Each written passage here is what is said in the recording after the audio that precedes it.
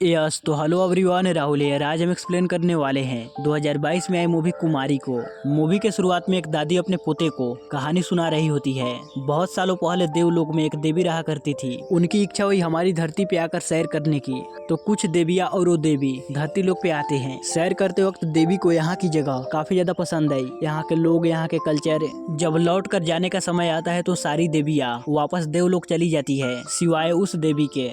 कुछ दिन गुजरने के बाद इस देवी को एक इंसान से प्यार होता है। कुछ सालों बाद इन दोनों के काफी सारे बच्चे होते हैं, लेकिन वो बच्चे ना देव होते हैं और ना इंसान। वो एक अजीब तरह का क्रिएचर होते हैं। पहले तो वो बच्चे आपस में झगड़ने लगे, मगर बाद में वो इंसानों को ही तबाह करने लगे। ये सारी वाकया देखकर देवी ये सोचने लगी कि मैं जिस भूलों को इतना ज्यादा प्यार करती हूँ, मेरे बच्चे उन्हें ही तबाह कर रहे हैं। यही सोचकर वो देवी माँ अपने ही बच्चे को श्राप देती है। उस श्राप की वजह से देवी माँ के बच्चे बहुत दूर चले जाते हैं। मतलब कि कुछ बच्चे पाताल लोक चले जाते हैं, कुछ जंगलों के अंदर, तो वहीं कुछ पहाड़ों के अंदर। इस तरह से वो इंसानों से बहुत दूर चले जाते हैं। इधर देवी माँ को अपनी गलती का एहसास होता है।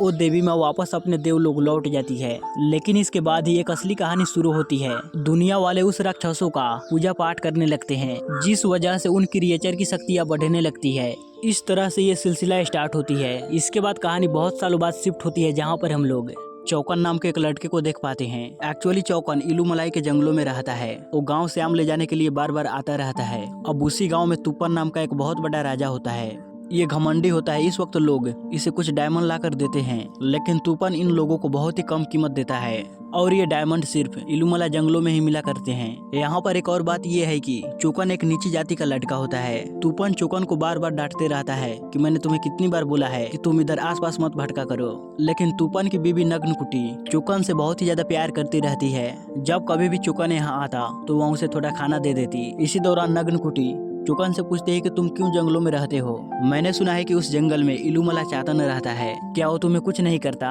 ये सुनकर चौकन अपना खाना छोड़कर यहाँ से भाग जाता है। और उसी तरह तूपन के कुछ बगीचे से आम भी तोड़ा होता है। वह उन आमों को छोड़कर वहीं भाग जाता है। नगनकुटी को आम काफी ज्यादा पसंद होती है, तो वह उन आमों को खाने लगती है। दूसरी तरफ चौकन माँ से लेकर एक गुफा में जाता है और सच में उस गुफा में इलूमला चातन रहता है, यानी कि उस देवी माँ का एक बेटा। हर रोज रात चौकन गुफा में कुछ न कुछ खाने के लिए लेकर आते ही रहता है, जिस वजह से चातन चौकन को कुछ नहीं करता। ये दोनों बहुत ही अच्छे दोस्त होते हैं। उसी रात नग्नकुटी तूपन को खाना परोस रही होती है। तूपन नग्नकुटी के हाथों में आम की स्मेल को सूंघता है। गुस्सा होकर उसे पूछने लगता है कि तुम्हें ये आम कहाँ से मिला? क्या तुम भी बगीचे से आम चुरा रही हो? मगर बाद में मालूम पड़ता है कि उन आमों को चुराने वाला चौकन है। चौकन चुपन के घर के आसपास आते रहता है, तो चौकन को पकड़ने के लिए चुपन अपने घर के आसपास घूमते रहता है। तो उस वक्त चौकन चुपन की तालाब में नहा रहा होता है। ये देखकर चुपन को काफी ज्यादा गुस्सा आता है कि तुमने मेरे तालाब को गंदा कर दिया, छूत कर दिया। ऐसा कहते हुए चुपन चौकन को मार डालता है। अब इसकी खबर उस गुफा में रहने वाले चेतन को मालूम पड़ती है। इलूमला चातन को काफी ज्यादा गुस्सा आता है। वह तूपन और उसकी राजी को श्राप दे देता है। उसी रात आसमान से पत्थरों की बारिश होने लगती है। उस पत्थरों की बारिश की वजह से इंसानों को एक अजीब सी बीमारी होने लगती है। काफी सारे इंसान जानवर मारे जाते हैं। अपनी प्रजा को बचाने के लिए तूपन देवी माँ की शरण में जाता है, लेकिन वो देवी माँ तूपन की कोई मदद नहीं करती। अब कई दिन गुजरने के बाद वो बीमारी तूपन को भी लग जाती है। काफी सारे पंडितों जादूगरों को बुलाकर तूपन इसका हल पूछने लगता है, मगर किसी के पास भी इस बीमारी का समाधान नहीं होता। फाइनली तूपन एक बहुत बड़ा कदम उठाता है। तूपन के ही राज में एक गारी देवता की मंदिर होती है। गारी देवता कोई और नहीं, उसी देवी माँ का बेटा होता है। गारी भी एक क्रिएचर ही होता है। तूपन अपने हाथ का खून उस पाताल लोक में डालकर गारी को आने के लिए न्योता देता है, ये सोचकर कि शायद गारी अब मेरी मदद कर सकता है मेरे राज की। इसके बाद कहानी बहुत सालों आगे शिफ्ट होती है, यानी कि तूपन के 12 जनरेशन के बाद, जहाँ पर हम लोग एक गांव में इस कहानी की लीड कैरेक्टर कुमारी को देख पाते हैं। कुमारी के बारे में बात करें तो इसके माँ बाप दुनिया को छोड़कर कब का जा चुके हैं। कुमारी का इस दुनिया में सिर्फ इसका एक भाई है, जिसका नाम है जयन। कुमारी और जयन दोनों अपने अंकल के घर में जिंदगी गुजारते हैं। एक दिन कुमारी का अंकल कुमारी के लिए एक रिश्ता ढूंढ कर लाते हैं, मगर जयन को ये पसंद नहीं आती, क्योंकि इसके अंकल ने इसे बिना बताए इसकी बहन की रिश्ता तय कर दी। जयन का अंकल गुस्सा होकर जयन को कहते हैं कि अगर हम नहीं तो क्या तुम अपनी बहन की शादी करोगे? तुम खुद अपने पैरों पे खड़ा नहीं हो पाए, अपना खुद का खर्चा उठा नहीं पाते, तुम क्या अपनी बहन की शादी करोगे? तुम्हारे माँ बाप तो तुम्हारी बहन की जिम्मेदारी मेरे हाथों में सौंप कर गई। अब मेरी जिम्मेदारी बनती है, मैं अपना फर्ज निभा रहा हूँ। कुमारी भी जयन को समझाने लगती है कि भाई कभी न कभी तो मेरी शादी तो होनी ही है। जैन कहता है अगर तुम चली जाओगी तो मैं किसके साथ अपनी जिंदगी गुजारूंगा। यहाँ पर तुम हो इसीलिए मैं हूँ, नहीं तो मैं कब का यहाँ से जा चुका होता। वैसे भी मैंने उस फैमिली के बैकग्राउंड के बारे में पता किया। ओ फैमिली, उनकी जमीन है, सब कुछ श्रापित है कुमारी। हमारे अंकल तुम्हें इन सारी चीजों के बारे में नहीं बताया। तुम्हारे होने वाले पति का नाम है ध्रुवन, जिसकी दिमागी हालत ठीक नहीं। उसके बड़े भाई का नाम है अछूतन। फिलहाल उस गांव का राजा है इनका अंकल। ध्रुवन की सारी जायदाद उनके अंकल ही देखते हैं। मुझे कुछ ठीक नहीं लग रहा कुमारी, मगर फिर भी कुमारी और ध्रुवन की शादी हो जाती है।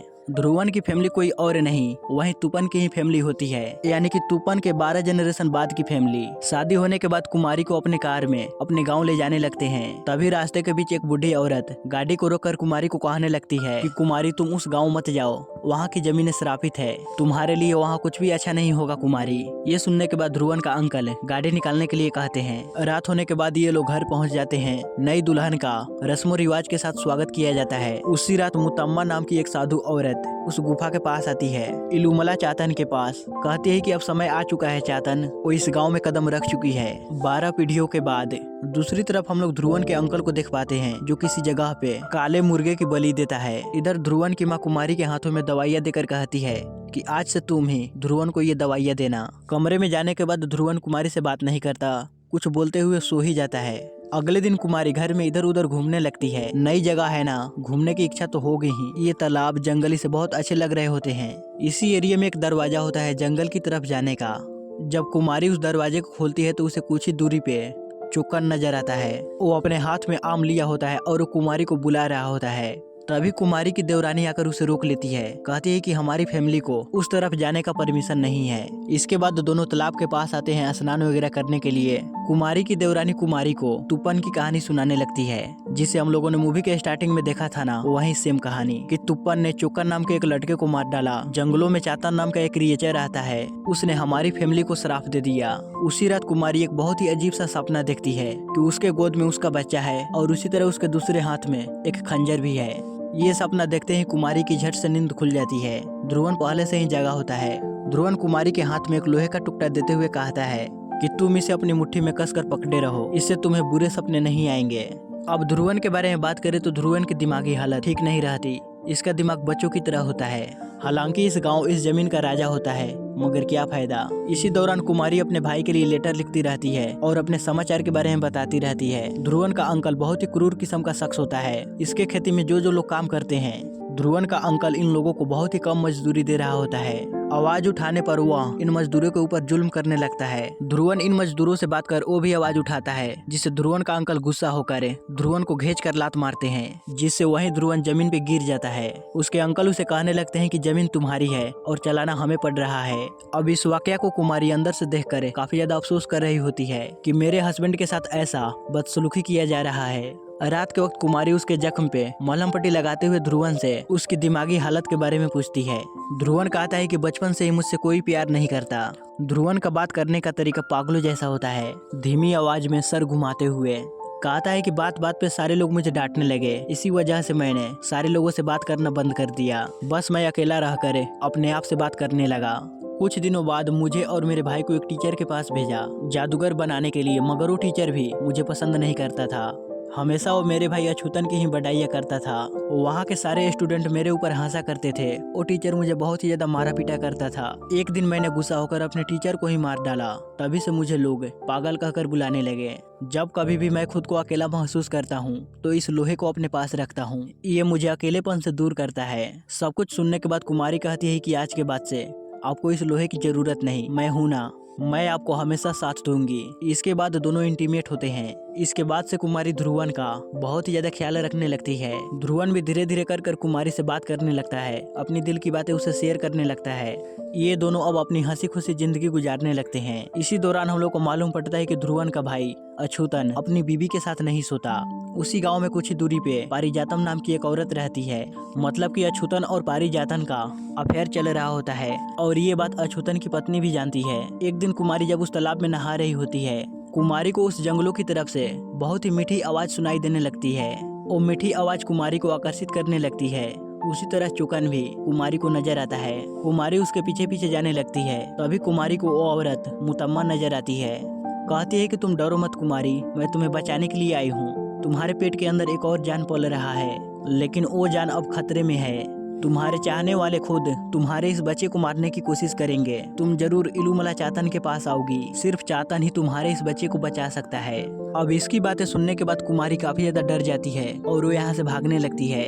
कुमारी की देवरानी जब कुमारी को देखती है तो कुमारी को बहुत ही ज्यादा बुखार होता है। फौरन डॉक्टर को बुलाया जाता है। डॉक्टर जब चेक करता है तो बताता है कि कुमारी प्रेग्नेंट है। ये सुनने के बाद सारे लोग शॉक्ड में रह जाते हैं, स्पेशली ध्रुवन का अंकल और अछूतन। उसी रात ध्रुवन के अंकल एक कमरे में जाकर पूजा पाठ कर किसी का बलि देने लगते हैं। और यहाँ पे बात यह है कि जिसका पहला बच्चा होगा वही इस जमीन का राजा बनेगा। तो ध्रुवन सोचने लगता है कि अब मैं ही इन सारी जमीनों का राजा बनूंगा, मैं ही मेरे जायदाद का मालिक बनूंगा। अब मेरी सारी ख्वाहिश पूरी होगी। एक रात कुमारी के बगल में ध्रुवन नहीं होता तो कुमारी ध्रुवन को ढूंढने लगती है। तो कुमारी ये देखती है कि किचन में ध्रुवन कुछ कर रहा है। वहाँ जब कुमारी जाती है तो देखती है कि ध्रुवन अपने 2 उंगलियों को काट कर कुमारी को बताता है कि अब ये देखो कि मेरे 3 उंगलियां हैं, अब मैं भी गारी देवता बनूंगा। गारी देवता के जैसे ही मेरी उंगलियां है। कुमारी जल्दी से लोगों को बुलाकर इसकी मलम पट्टी करने लगती है। ये देखकर ध्रुवन का अंकल इसे डांटने लगते हैं कि ध्रुवन अब बाप बनने वाला है और इसका पागलपन अभी तक नहीं गया। तुम क्या राजा बनोगे? तुम खुद को गारी देवता से कंपेयर करने लगे। गारी देवता का नाम सुनते ही ध्रुवन को काफी ज्यादा गुस्सा आता है। वो अछूतन को मारने की कोशिश करता है। तभी इन दोनों का अंकल आकर इनकी झगड़े को शांत करते हैं। अछूतन जब पारिजातम के पास जाता है, पारिजातम इसे कहते हैं कि मैंने तुम्हें कहा था ना, तुम उन दोनों को कभी भी एक मत होने देना। अब क्या फायदा, कुमारी माँ बनने वाली है लेकिन अभी तक कुछ नहीं बिगड़ा। तुम इलूमला चातन से मदद मांगो। उसी रात कुमारी की देवरानी कुमारी को बताती है, कहती है कि तुम्हें क्या लगता है मैं माँ नहीं बन सकती? मैंने जानबूझकर बच्चा नहीं किया। ये परिवार, ये जमीनें श्रापित है। कुमारी, मैंने तुम्हें तूपन और गारी देवता की कहानी सुनाई थी ना, उस समय तूपन ने चातन की श्राप से बचने के लिए गारी देवता से मदद ली। बदले में गारी देवता ने तूपन से कुछ मांगा, यानी कि इंसान की बलि मांगी, और वो भी खुद उसके बेटे की। तूपन ने खुद को और अपनी प्रजा को बचाने के लिए गारी देवता को अपने बेटे की बलि दे दी। तब जाकर तूपन की बीमारी ठीक हुई। मगर उसी वक्त तूपन की पत्नी नग्नकुटी देवी माँ के सामने अपना सर पटक पटक कर जान दे दी थी। और 12 जनरेशन के बाद फिर से इस परिवार से एक बलि देनी होगी और ये बलि तुम्हारे बेटे की होगी। कुमारी कुमारी कहती है, क्या बात कर रहे हो आप? कोई अपने बेटे की बलि कैसे दे सकता है? देवरानी कहती है कि यही सच है कुमारी, इस घर की यही प्रथा है। अगर तुम अभी भी मेरे बातों पे भरोसा नहीं करती तो चलो मैं तुम्हें एक चीज दिखाती हूँ। ऐसा कहते हुए वो कुमारी को एक सीक्रेट जगह पे ले जाती है जहाँ पर कोई शख्स बहुत ही बुरी हालत में पड़ा होता है। दिखने में ऐसा लगता है कि ये मम्मी है मगर इसके अंदर अभी जान होती है और ये शख्स कोई और नहीं बल्कि राजा तूपन होता है। मतलब कि इतने सालों के बाद तूपन अभी जिंदा है और मौत मौत मौत पुकारते रहता है। तब जाकर कुमारी को इस घर की सारी सच्चाई यानी कि स्टोरी मालूम पड़ती है। उसी वक्त इत्तेफाक से इन दोनों को ध्रुवन का अंकल देख लेते हैं और अगले दिन कुमारी की देवरानी कुएं में मरी पड़ी होती है। मतलब कि इसे इसका पति या फिर ध्रुवन का अंकल ही मार दिया होगा। इसके बाद कुमारी उस कमरे में जाती है जहाँ पर ध्रुवन का अंकल पूजा पाठ करते रहते हैं। मालूम पड़ता है कि उस कमरे में कोई और नहीं गारी देवता की तस्वीर लगी हुई है। मतलब कि ध्रुवन की फैमिली गारी देवता को ही पूजा करते रहते हैं। उसी वक्त कुमारी मुतम्मा के जरिए इलूमला चातन के पास जाती है क्योंकि मुतम्मा ने कहा था ना कि चातन ही तुम्हारे बच्चे को बचा सकता है। गुफा में जाने के बाद वो क्रिएचर बहुत ही ज्यादा डरावना होता है। वो कुमारी को कुछ नहीं करता और उसे एक चीज देता है, एक छोटा सा स्टैचू। मुतम्मा कहते हैं कि तुम इस चीज को अपने घर की आंगन में दफना दो, जिस वजह से गारी देवता की शक्ति खत्म होने लगेगी और चातन की पावर बढ़ेगी। दफनाने के अगले ही दिन से गाँव में अजीब सी इंसिडेंट्स पेश आने लगते हैं। अचानक से इंसान जानवरों की मौत हो जाती है बहुत ही बेरहमी से। सारे गांव वाले ध्रुवन के अंकल से मदद मांगने लगते हैं। ये देखने के बाद ध्रुवन का अंकल समझ जाते हैं कि ये काम जरूर इलूमला चातन का ही है। तभी गांव वालों के सामने ध्रुवन को राजा बनाया जाता है। उसी तरह जादूगर भी कहने लगते हैं कि यही सबकी मदद करेगा क्योंकि ध्रुवन का बच्चा आने वाला है ना। उसी रात पारिजातम और छुतन को इलूमला चातन के पास जाने के लिए कहती है ताकि उस शराब से इसकी जान बच जाए। दूसरी तरफ ध्रुवन का अंकल ध्रुवन को जादूगर बनाने की कोशिश कर रहे होते हैं। वहीं कुमारी अपने कमरे में बैठकर कुछ मंत्र वगैरह पढ़ती रहती है ताकि गारी का पावर कम हो जाए और चातन का पावर बढ़ता रहे। पारिजातम का बात मानकर अछूतन खाना लेकर इलूमला के जंगल उस गुफा में जाता है चातन के सामने। लेकिन चातन तो पहले से ही इस फैमिली के ऊपर काफी ज्यादा गुस्सा होता है। वो अछूतन को बहुत ही बुरी तरह से मार डालता है। इधर रिचुअल्स के दौरान चातन का ही सांप ध्रुवन के अंकल को डस कर उसे जान से खत्म कर देते हैं। और एक रात चातन की कहर ध्रुवन के घर पे पड़ता है। मतलब कि पत्थरों की बारिश की वजह से कुछ घर जल जाते हैं। ध्रुवन के पेट से फल अपने आप टूटने लगते हैं। ध्रुवन का असिस्टेंट उसे कहता है कि अपने ही गांव का कोई शख्स चातन के पास गया होगा उसी रात ध्रुवन राजा तूफान के पास जाता है। उसे कहता है कि मैं जंगल जाकर चातन को मारने वाला हूँ। तूफान कहता है कि तुम ये नहीं कर सकते, वो बहुत ही ज्यादा पावरफुल है, तुम्हारी शक्ति उसके सामने कुछ नहीं है, तुम अगले पूर्णिमा का इंतजार करो। लेकिन फिर भी ध्रुवन अपने कुछ आदमियों को लेकर इलूमला जंगल में जाने लगता है। अब उसी जंगल में मुतमा के बिरादरी के लोग रहते हैं जो चातन का पूजा करते रहते हैं। ध्रुवन इन सारे लोगों के ऊपर जुल्म करने लगता है। मुतमा कहती है कि वो एक दिन जरूर आएगा अपना बदला पूरा करने के लिए। ऐसा कहते हुए वो कुछ आवाजें निकालने लगती है। ये आवाज सुनने के बाद चातन यहाँ पे आने लगता है और ध्रुवन के कुछ आदमियों को मार भी डालता है। अब जैसे तैसे कर ये लोग यहाँ से अपनी जान बचा कर भाग निकलते हैं। घर आने पे ध्रुवन को मालूम पड़ता है कि कुमारी ही चातन के पास गई थी, क्योंकि अभी थोड़ी देर पहले मुतमा ने ध्रुवन को बताया था। ध्रुवन से कहती है कि ये मेरा बच्चा है, मैं इसकी जान ऐसे ही नहीं गंवा सकती। ध्रुवन कुमारी को एक कमरे में बंद कर देता है। पारिजातम जब ध्रुवन को बुलाती है तो ध्रुवन पारिजातम के पास जाता है। पारिजातम ध्रुवन को अपने बातों की जाल में फंसाने की कोशिश करती है। यहाँ पर हम लोग को मालूम पड़ता है कि पारिजातम ध्रुवन की फैमिली का विनाश चाहती है। इसने जानबूझकर अछूतन को चातन के पास भेजा, लेकिन ध्रुवन पारिजातम के बातों में नहीं आता। अब एक दिन कुमारी का भाई कुमारी के घर आता है, क्योंकि कुमारी की तरफ से एक भी लेटर इसके पास नहीं आया। कुमारी अपने भाई को देखकर काफी ज्यादा खुश होती है और यहाँ पे जो वाकया चल रही है इन सारी वाकया के बारे में अपने भाई जैन को बताती है। फौरन यहाँ से ले जाने के लिए कहती है, लेकिन जैन कहता है कि मैं पहले ध्रुवन से मिलाता हूँ। तो ध्रुवन इस वक्त खेत में होता है, तो जैन इसे मिलने के लिए आता है। यहाँ पे जैन ध्रुवन को मारने पीटने लगता है। अब इसी लड़ाई के दौरान ध्रुवन जैन को मार ही डालता है। जब इस बारे में कुमारी को मालूम पड़ती है तो काफी ज्यादा दुखी होने लगती है। ध्रुवन कुमारी को जैन की लाश तक नहीं देखने देता। इसके कुछ दिनों के बाद कुमारी राजा तूफान के पास आती है। तूफान कहता है कि उस दिन मैंने बहुत बड़ी गलती कर दी, मेरी वजह से तुम सब ये परेशानियां झेल रहे हो। तुम्हारे इस बच्चे को सिर्फ चातन ही बचा सकता है। इस घर में मेरे अलावा एक और आत्मा रहती है, नग्नकुटी की आत्मा, यानी कि मेरी पत्नी की आत्मा। वहीं तुम्हें चातन के पास ले गई। मीठी सुरीली आवाज गाते हुए, इस घर में एक सीक्रेट कमरा है, वहाँ पे देवी माँ की मूर्ति है, तुम वहाँ जाकर उनसे मदद मांगो। तो कुमारी उसी तरह उस कमरे में आकर देवी माँ के पास से उस खंजर को ले लेती है। अब कुछ दिन गुजरने के बाद कुमारी एक बच्चे को जन्म देती है। उसी दिन पूर्णिमा होती है, तो ध्रुवन अपने बच्चे को लेकर गारी देवता के पास ले जाने लगता है बलि देने के लिए। अपने खून से पाताल लोक का दरवाजा खोल गारी देवता को न्योता देता है। गारी उस पाताल लोक से बाहर आने लगता है। उसी वक्त वहाँ पे इलूमला चातन भी आता है कुमारी के बेटे को बचाने के लिए, क्योंकि चातन ने कुमारी से वादा किया था कि मैं तुम्हारे बेटे को बचा कर ही रहूंगा। अब यहाँ पे इन चारों के बीच काफी तगड़ी फाइट होने लगती है, मतलब कि चातन और गारी के बीच, इधर ध्रुवन और कुमारी के बीच। अब काफी कुटाई धुलाई के बाद फाइनली चातन गारी को मार ही डालता है। उसी तरह कुमारी अपने बेटे को बचाने के लिए अपने पति को ही मार डालती है देवी की उस खंजर से। तब जाकर राजा तूफान की आत्मा उसके शरीर से बाहर निकलती है। इसके बाद कुमारी इस गांव की राजा बनती है और इनके खेतों में जो मजदूर काम करते हैं उनके सारे कर्जे मिटा देती है, ऊपर से कुछ पैसे भी देती है। इसी दौरान कुमारी के छोटे बच्चे को जंगल में चुक्कन नजर आता है। अपने हाथों में आम लेकर कुमारी के बच्चे को अपने पास बुलाने लगता है और इसी के साथ ये मूवी यहीं पे खत्म होती है। गाइज, अगर आप लोगों को इस मूवी की कहानी क्लियर न हुई हो तो आप इस वीडियो को दोबारा जरूर देखिएगा।